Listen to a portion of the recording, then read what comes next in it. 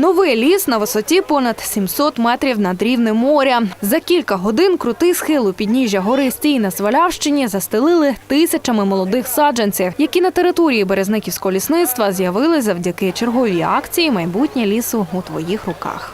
Ми кожен рік проводимо, тому що, щоб діти знали, звідки ліс береться, де вони живуть, як створюються лісові культури, як ми газдуємо в лісі.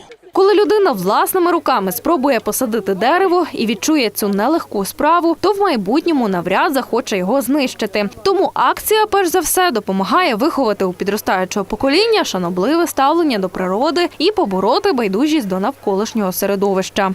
Більше долучається людей, самі просяться діточки, умовно школярі і тому подобне, їм то подобається. Десь прививаємо любов до природи, тому що треба їх залишити для майбутніх поколінь у спадщину, так як і нам залишили наші попередники. Головна порода, яку нині висаджують на Свалявщині – бук, явір і ясен. Адже саме вони найстійкіші для місцевого ґрунту. Школярі обожнюють саджати маленькі деревцята. Незважаючи на те, що схил гори майже 70 градусів, робота їм лише в задоволення. Тим більше, за їх словами, це значно краще, ніж сидіти на уроках. Треба відновлювати природу. Ми тут виросли, живемо. Не рубати дерева, садити ліси, бо ліси – легені планети.